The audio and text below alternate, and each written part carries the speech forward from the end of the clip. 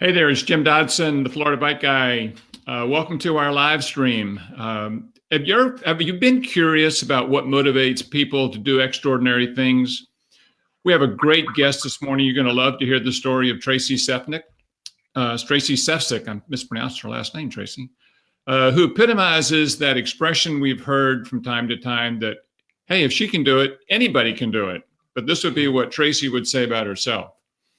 So Tracy has ridden across the United States in support of the Gary Sinise Foundation.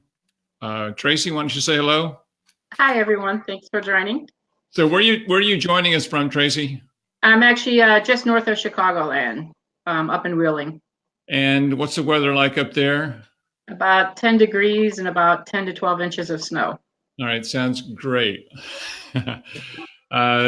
So when I write, of course, for our website and for our newsletter, and Katie was doing some research on finding an interesting story for me to write about, and she came across the newspaper article in Tracy's hometown about her adventure riding from San Diego to St. Augustine to raise money for the Gary Sinise Foundation for vets. And we wrote about it. And then Tracy found my article and connected with us on Facebook. And we've gone back and forth, and we thought it'd be a great idea to have her story. So I want to talk to Tracy about her adventure.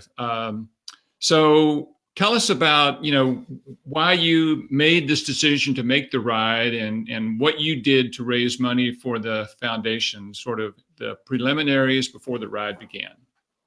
Well, first about riding, you do a bunch of local rides, and then it just started to become bigger. We started doing like week rides, and then one day we decided to do the ultimate rag ride. And then after the rag ride, it was more or less, well, what do you do next? Right. So it was like, well, coast to coast. So looked at the coast to coast, and I actually picked San Diego to St. Augustine for a couple reasons. Number one, there was only one mountain range, and number two, it was the shortest distance. So actually picked that route to go. Okay. So I know at the time that you did this, and when was your ride done? I actually started on March 2nd from the flight deck of the USS Midway. I'm actually a Navy veteran myself, and left from the flight deck of the Midway. I was on a tugboat, used to pull the Midway out every time the ship would leave the port. So it had a little special meaning to leave from the top of the flight deck. So left from there March 2nd, actually finished in St. Augustine, Florida on May 3rd. So total 61 days, 49 days biking. All right, so let's talk about people, because I think a lot of people, we all know people who ride across the United States, and everybody does it for different reasons. There's some special, unique things about you and about this trip, which people may not understand. We're going to talk about that. But at the time that you made the decision to make this ride, you're employed, right? You've got a job. Yes, I do consulting work, so right. That was a plus. So you have a job responsibilities. Now you have to raise money for your own support for the ride, and then you wanted to raise money for the foundation. So just give us a brief description of what you did to prepare to make this journey. For the foundation, I set a goal of $25,000. I did a lot of local fundraisers with the local restaurants. Our biggest fundraiser was the Chicago Auto Show. And I hounded all of my friends, family members, LinkedIn members and stuff like that for donations. For my personal expenses, it was just about under $8,000. Okay. And what I ended up doing was working 2 jobs to pay for my expenses going across. And plus I also had to save enough because I was unemployed for 3 months to pay my bills, my mortgage, light bills, electricity, and stuff like that. So there was a lot of work, and it was a goal that I did, and I accomplished it, and I was happy to actually go over my goal for the Gary Sinise Foundation. Yes, you actually raised $30,000 along the way, didn't you? Correct. Okay. So one of the things that intrigues me, several things intrigue me about you. You weren't somebody who was doing high mileage. You weren't exactly a real everyday riding high mileage road rider. And tell me about the bike you bought and how you selected it. I had a friend of mine that worked at a bike shop, kind of went in and told her, I wanted a road bike. I wanted to start cycling. And we picked out a Trek bike. It's a Lunaman bike. Got it on sale in a year's special. I think the regular price was like $1,000. I got it for like $750. So it wasn't a really expensive bike, but I've had the bike for probably about 5 years, kept the bike. And I think it's so interesting because those of us who hang around with a lot of road cyclists, people aren't riding $700 road bikes. The idea is to get it's more and more raise the score, and that I run into people that have just beautiful, beautiful bikes that cost thousands and thousands of dollars, and I think we lose track of the fact that we can get by with less. Right. I met one gentleman in San Diego. I actually was following him as he was going across from Florida to San Diego, and I actually met him in San Diego before I left, and we met for lunch, and he was telling me the ins and outs of what I was about to endure, and he actually had a Schwinn bike. Yeah, like a $50 Schwinn, right? Right. So as long as you have 2 tires and you've got the legs to do it and the willpower to make it, you can do it. Well, tell everybody about, there's something unique about you too. From a personal standpoint, you are not in perfect health. What are the health challenges that you were facing before you made this trip? And before you go into that, I want to acknowledge Jerry, who just signed on, and Steve from Point Siena. Hi there, Steve. So yeah, Steve's saying you must have avoided the big mountainous terrain. But go ahead and tell us about your health challenges. And I think this is an encouragement for people to get in and keep going in life, despite some things that others would say would hold us back.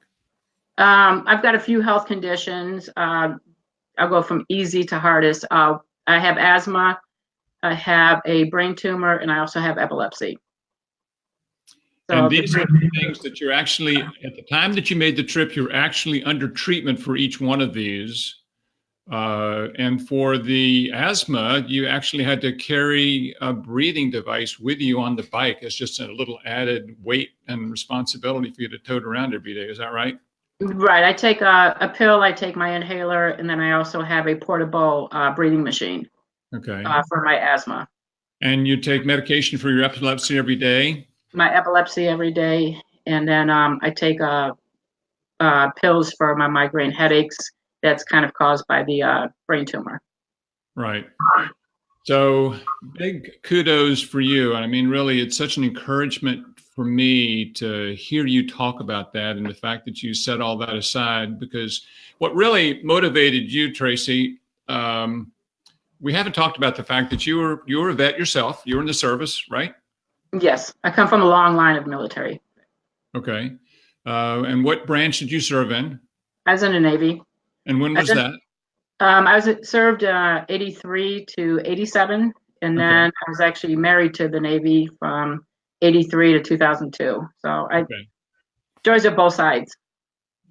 And so you have a real commitment to the military, and I know that you raised money for the Gary Sinise Foundation, and you actually have another project in mind, which we'll talk about a little bit later on, with another military group that you're supporting to help wounded vets.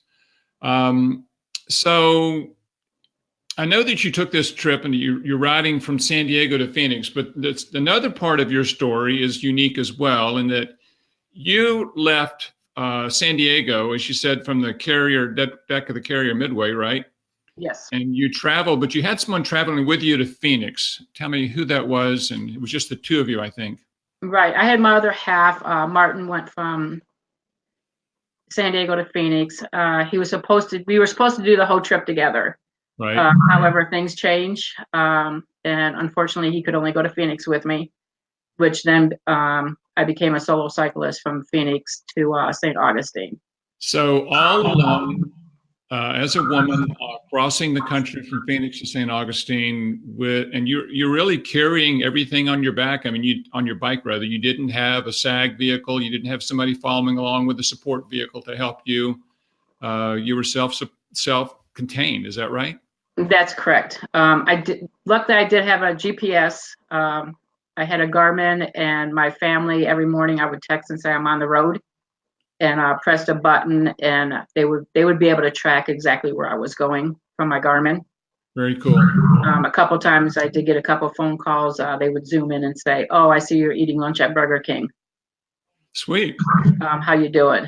So, but they were able to keep track of me that way. And if I was stopped for a long time, they would either send me a text to see if I was okay and stuff like that. So, it's one thing to sit here where we all are in our homes or wherever we're watching this program. And yeah, she rode across the country, but tell us about sort of the down and dirty, the ups and downs of the emotional journey you go on when you take a trip, particularly where you're by yourself. What are some of the things you encountered that you had to overcome, particularly kind of the emotional, why am I doing this sort of morning? The goods, when you meet people out there, there was a woman that I met in New Mexico at the rest area. She came running up to me and gave me a big hug. We talked for a while, and she said, "This is something I've always wanted to do." And then later that night, I got a really nice text message from her saying, "I love that smile when you ran up to me, and God bless you, and you gave me faith and courage to maybe someday do this myself." I was at a hotel, and the lady at the front desk gave me a bag of Tide Pods and dryer sheets and a roll of quarters for my laundry.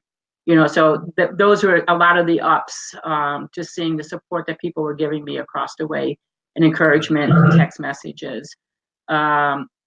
Some of the downs, I would probably have to say, just being out there by yourself. Being out there in the middle of nowhere, and then you fight the little battles in your head when you're ready to give up. You don't have that other person out there trying to push you to continue. Most of them were in Texas. Like they say, Texas either make you or break you. You're out there at 35 correct. 35 mile per hour side winds, tumbleweed blowing at you, and you're in the middle of nowhere, going 4 miles per hour, 5 miles per hour, and you've got 80 miles to go that day, and you're just out there screaming, yelling, cussing, saying, "I'm done, I can't do this anymore." And then on the flip side of your head, you're sitting there saying, "No, you've got to go. You're doing this for Gary Sinise Foundation. You got to raise money. I've always told my children to give 110%. And why do you want to stop? You're not hurt. There's nothing wrong with you. So. Well, I think it's hard. These battles are hard and they're real. I mean, it's the easiest thing to do would be, screw it, I'm done, I'm leaving. Call the tow truck. You scream, you yell, and you get it out of your system, and you get back on the bike, and you just fight and keep going. I know you had an incident with dogs. I think you had incidents with dogs across the country probably, but was there one that's kind of stands out in your mind?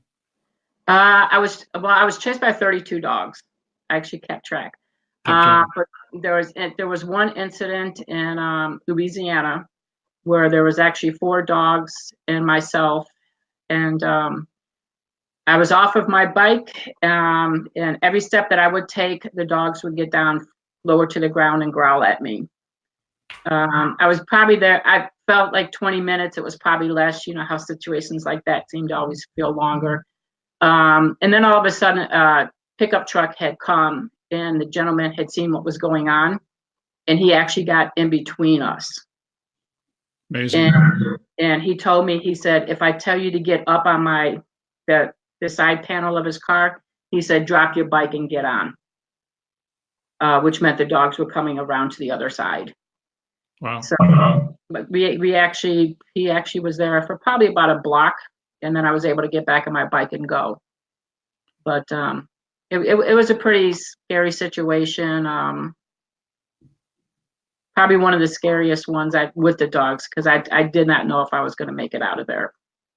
I know, and dogs are really a problem.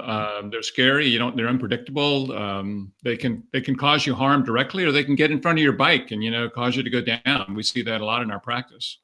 Right. So I also want to give a big shout out. You had a Velosurance experience. As you know, I talk about Velosurance a lot. We've had Dave Williams on the program before, who's the president of Velosurance, and Tracy had purchased Velosurance before her trip through her association with the Adventure Cycling. Tell us about your Velosurance experience.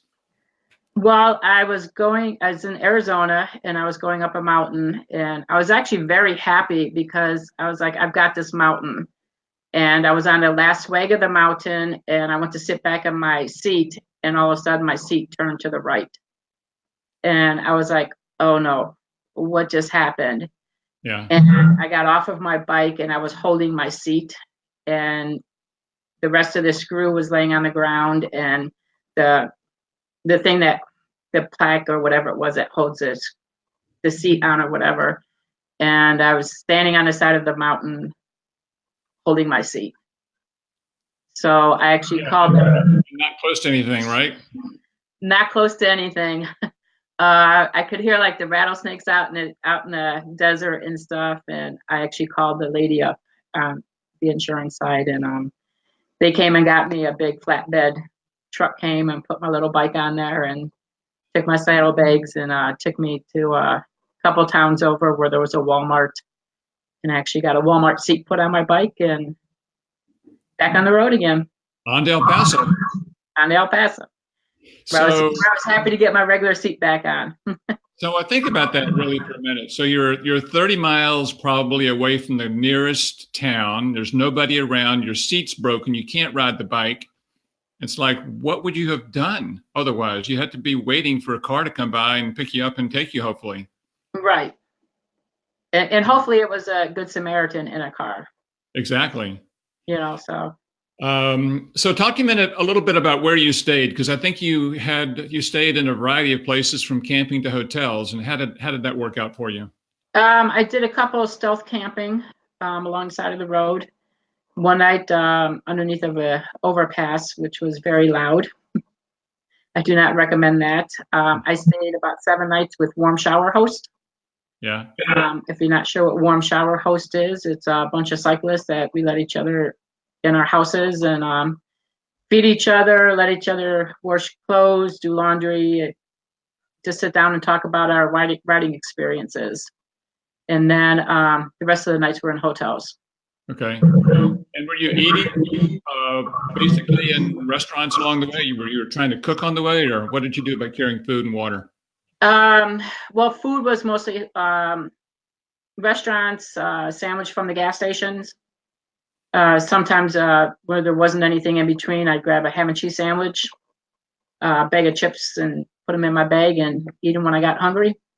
And then a lot of the dinners were sometimes the same, sometimes depending on where the hotel was at, if there was any restaurants around the area. Had a bunch of local restaurants here that had given me gift cards. So I used a bunch of gift cards going across where I could. Did you have any issues like having enough? I mean, you're burning a lot of calories when you're riding like that. What was your average mileage a day? I started off doing 65 to 75 miles a day. And then I got ahead of schedule. So I ended up dropping down to about 50, 55 miles a day. All right. And the schedule was important because you were scheduled to be in St. Augustine on a certain date. You wanted to kind of be on that date, right? Correct. Yes. All right. And you were very successful in doing that. Actually, you got there on time. I actually got there a couple of days earlier and stayed at. Slow down and waste a little time waiting to go into the city. Yes. So I think another thing a lot of us think about is, so how many flat tires would somebody have riding? What was the total distance you rode?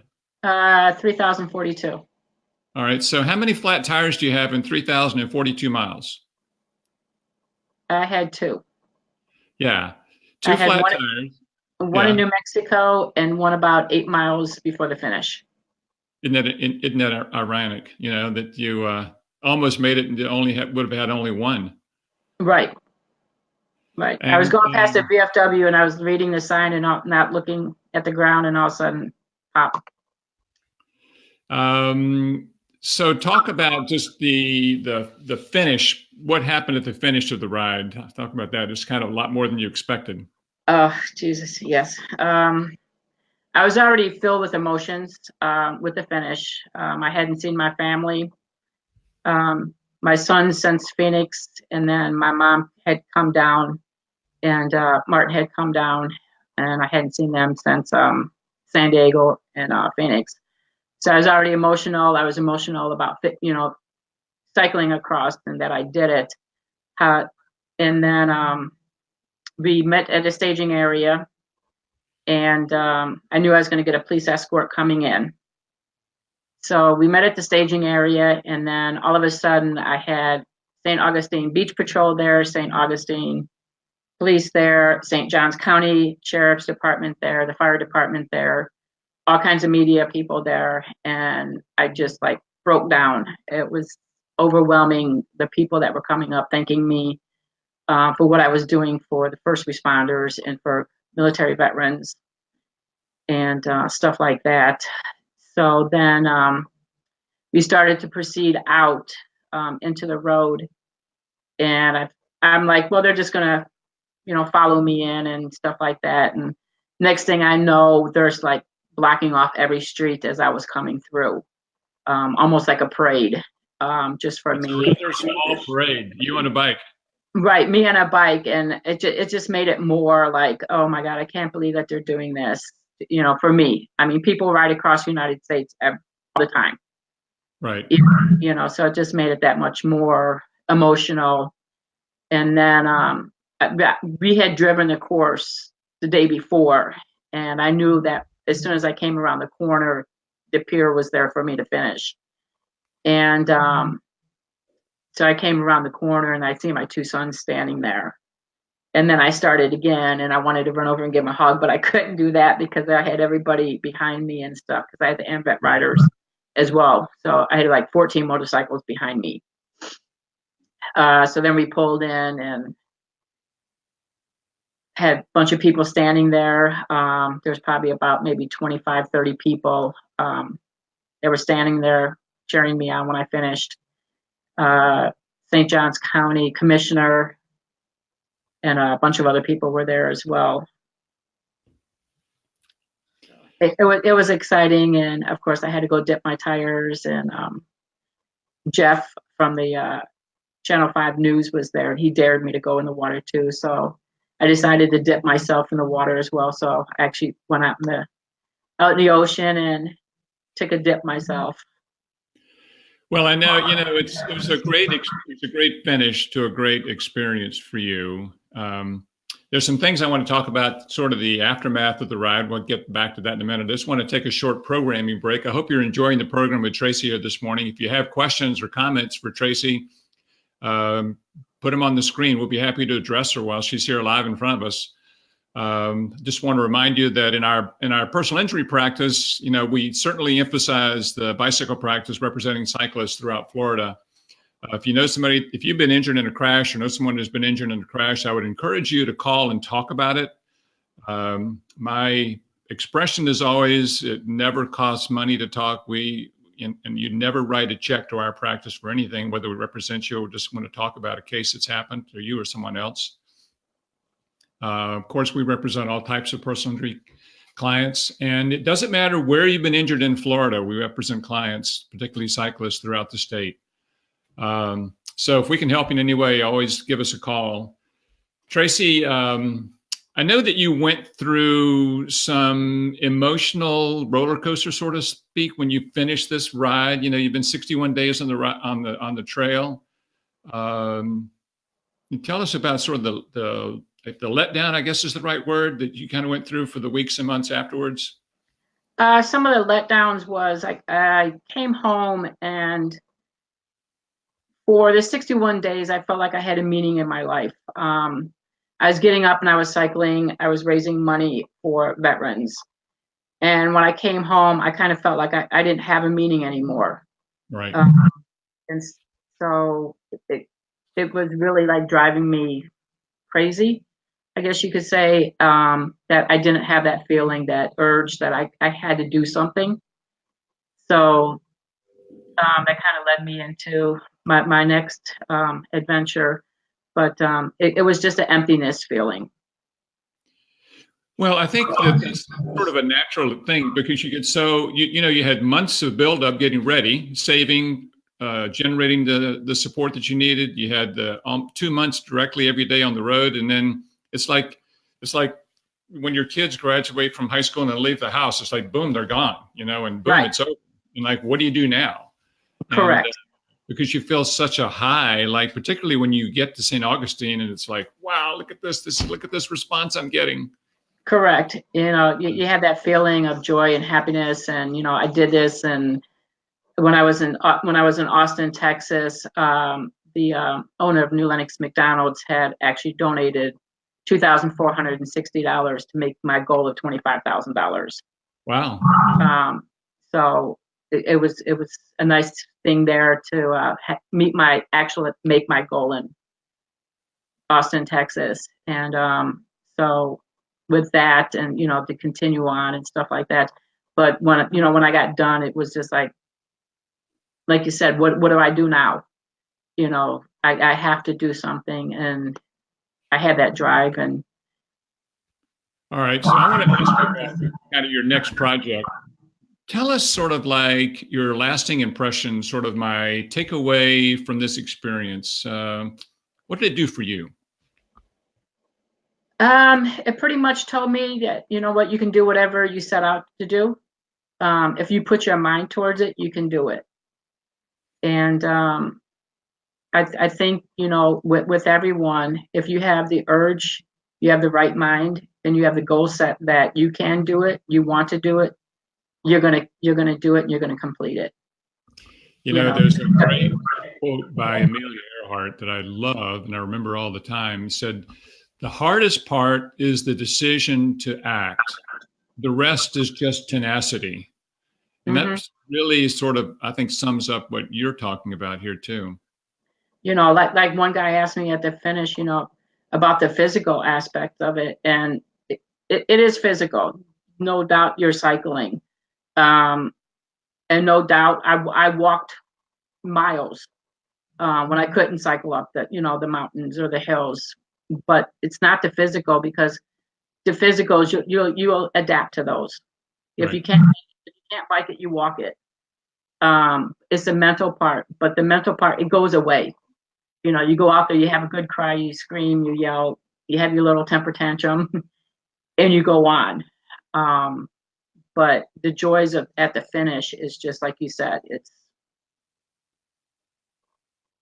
Yeah. I guess. So tell us about what future holds for Tracy. What are you going to do next? What's your next challenge? my next challenge is 10 states, 2 countries, and 2,547 miles for Oscar Mike Foundation. All right. Now, when do you plan to do this? I will be doing this. I will be leaving August of 2021. It's going to take, I have set my goal for Oscar Mike at $50,000. Okay.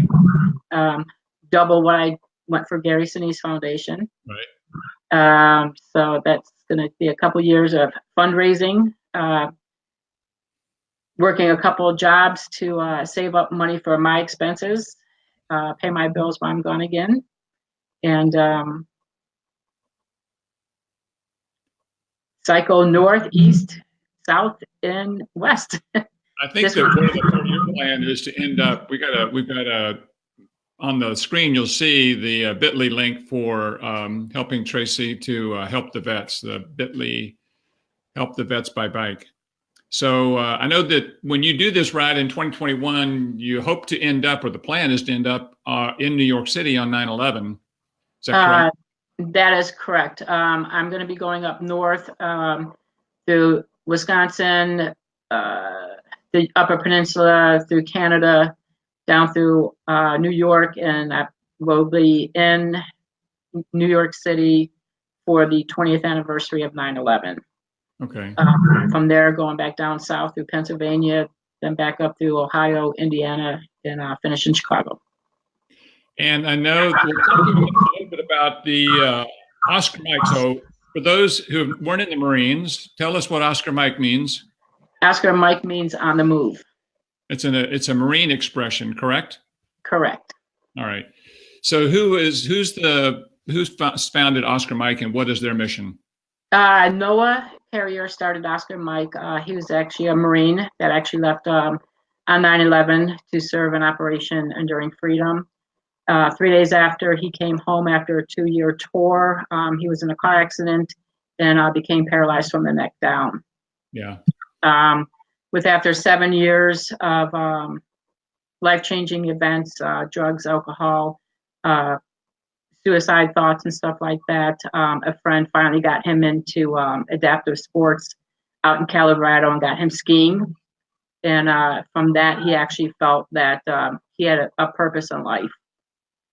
So through his foundation, he actually started his foundation out of a garage selling T-shirts. So you can buy Oscar Mike T-shirts, and all the money and stuff like that goes to Oscar Mike Foundation. But he has a program that brings in injured veterans and does adaptive sports for a week-long program through kayaking, skydiving, all kinds of adaptive sports. So it's pretty much getting our veterans back in the move, the transition from injury into back to a purpose of life again.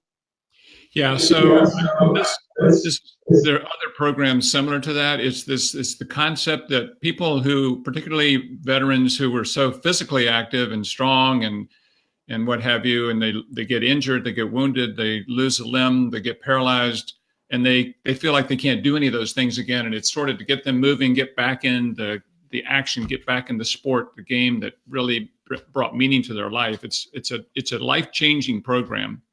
Would you agree? Correct. Right. So I know that, and Noah, it's Noah, correct? Correct. Noah, if you're listening, I want to give you a big shout out. Thank you for your service, and thank you for the things that you're doing for the vets. I think when the time comes around, as this approaches, I want you to stay in touch with us, Tracy, so that we can help you reach that fundraising goal. You also told me that you're going to be in Florida in 2019. What are you going to do here? We're going to be doing the Panhandle, or not, I'm sorry, where are you doing the Panhandle? The Florida Keys. Okay. So we might be going to, when we talked the other day, I might be going from Sarasota all the way down to the Panhandle, or the Florida Keys. So Tracy's going to come down and do that ride. Pick the right time of year, make it nice before it gets too hot down there. Keys can be really hot in the summer. Well, I had a few hot days in Florida when I was going through. Panama City, the day that I left there, it was 100% humidity. Yeah, right. So I walked out of the hotel and I was ready to walk back into the hotel. It's like, this is not the right day. I was like, okay, I can't breathe. My asthma's. But I had a light day that I was only going to, I think like 50 miles that day. Yeah. Well, Tracy, this has been terrific. I've enjoyed immensely, and I know our viewers have too. I admire you. You've been an inspiration to me. I know you've been an inspiration to many people. We have people watch live, but really what happens is there's so many people will watch this on recording on Facebook or on our website that you'll reach many, many people. And I would encourage you, if you want to support Tracy, just follow the bit.ly link. And support her, Help the Vets by Bike. Tracy, thank you for joining us. I'm glad it's not 8 degrees with a foot of snow here in Florida, but I love your Christmas tree. Hope you have a Merry Christmas. You too. That's when you train. That's when you train in the house. That's right. I know. Thank you so much. Thanks for joining us. Good day, everybody. It's been great. We'll see you next week. Thank you. Thank you, Tracy.